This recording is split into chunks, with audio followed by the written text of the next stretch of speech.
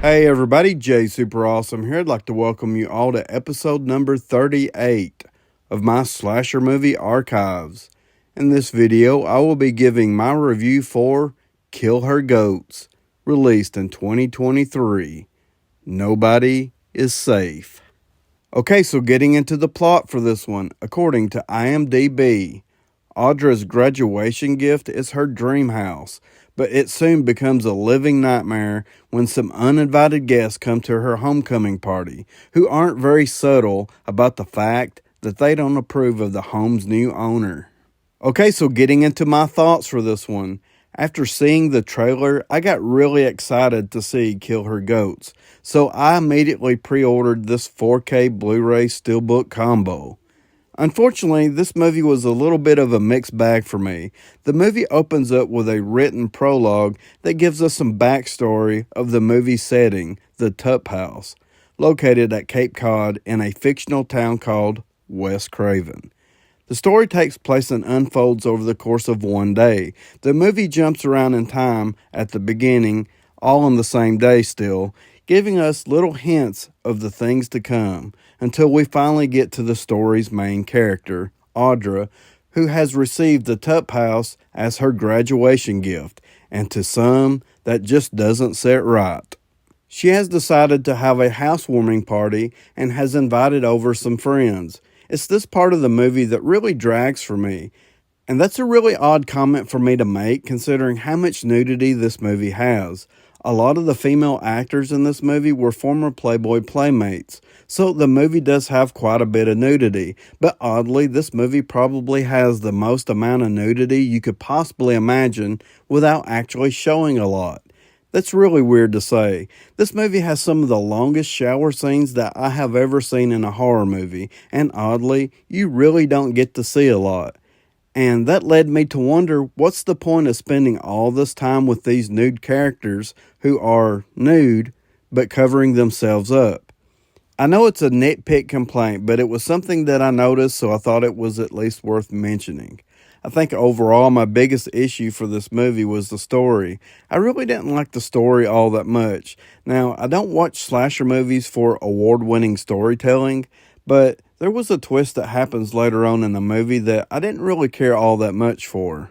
With all that being said, I still feel like there's some really interesting things going on in the story. I really like the setup of the mystery surrounding the Tup House, how some people think it's haunted, or how some people believe it's just a place where bad things happen. There's also a really strange dream sequence where one of the girls dreams of walking through a foggy cemetery and is being stalked by a demonic-looking figure off in the shadows. There's definitely a lot of creativity going on here, and it really leaves a lot for the imagination, and I can really imagine a lot. And seriously, what's up with the goats? Why goats? Okay, so now I'm going to talk about the characters we have in Kill Her Goats. I really like how when we are introduced to each character, we are given a brief description in text. The main character we follow in this storyline is Audra, and she is described as a big college grad with her priorities intact. We have Reese and Missy, who are described as Audra's best friends since forever. Both girls are invited over to Audra's housewarming party, where the girls take showers, drink wine, and eat cheese.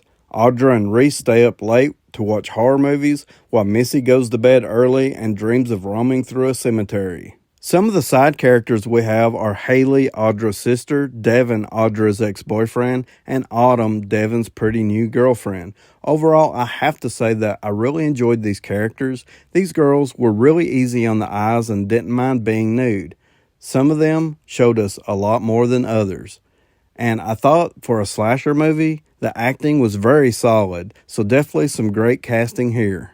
Okay, so now I'm going to talk about the most important part of a slasher movie, that is the killer and the kills. The moment that I seen Kane Hodder was involved in this movie, I was instantly sold. I just wanted a lot more of him. He plays as Goatface, a huge menacing looking figure who wears a goat mask, of course. His weapon of choice is truly unique. He uses a dual-sided electric hedge clippers that actually appears to be running on gas instead. It reminded me of a dual-sided lightsaber, but instead this is a dual-sided weapon of death.